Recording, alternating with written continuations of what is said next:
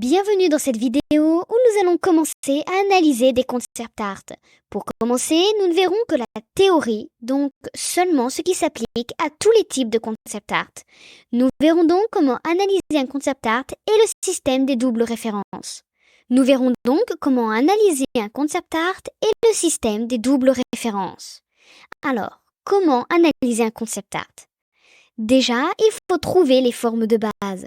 Par exemple, pour une tête, cela peut être une sphère avec un cube pour la mâchoire. Donc, localisez ce qui pourrait vous aider à faire le block-out. Ensuite, il faut bien comprendre les matériaux et les couleurs de l'objet. Quel est le matériau de l'objet? Du métal? Du plastique? Posez-vous ces questions. Ensuite, il faut définir le thème pour vous aider à compléter les blancs ou les informations manquantes s'il y en a. Dans quel univers le concept art a posé son sujet? Dans l'océan? Alors il faut des textures et des formes qui fassent ressortir cet élément. Et enfin, il faut trouver le lien avec la réalité. Pourquoi? Simplement que le concept artiste a dû lui aussi se baser sur la réalité pour créer telle ou telle chose.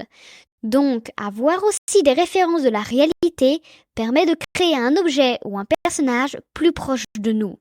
C'est là qu'on découvre la deuxième partie de cette vidéo, les doubles références. Alors, qu'est-ce que les doubles références? Déjà, pour un concept art, il faut le concept art, forcément, qui sera notre support principal pour modéliser l'objet. Mais il nous faut aussi des références réelles. Souvent, je choisis des éléments de d'autres points de vue.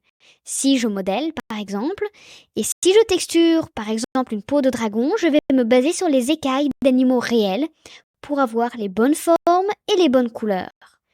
Ensuite, le reste des étapes du modeling vues dans la formation précédente sont les mêmes que pour le modeling traditionnel. Le block-out, les morceaux principaux, les détails et l'optimisation.